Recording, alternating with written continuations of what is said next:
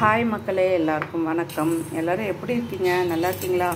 இது வந்து ரொம்ப எமர்ஜென்சிக்கான ஸ்வீட் சொல்லலாம் இல்லையா?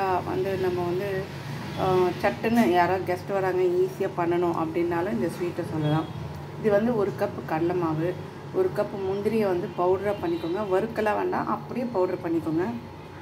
1 கப்பு பால், 2 கப்பு சுகர், 1 கப்பு நெய்.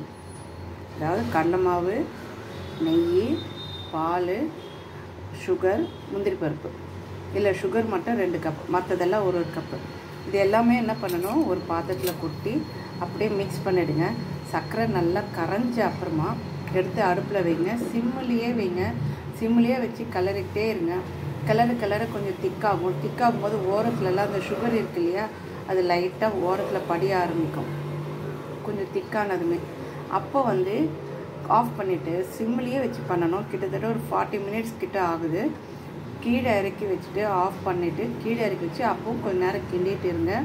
அந்த சூடு ஆறுன அப்புறமா இந்த மாதிரி திக்காயிடும்.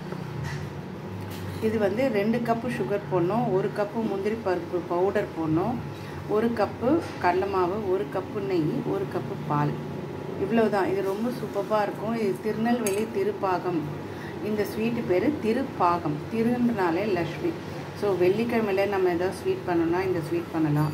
அதே மாதிரி திருன்றது முருகருக்கும் இந்த ஸ்வீட்டு ரொம்ப நல்லது. கார்த்திகை மாதத்துலலாம் பண்ணுவாங்க. இந்த ஸ்வீட்டு ரொம்ப ஸ்பெஷலு.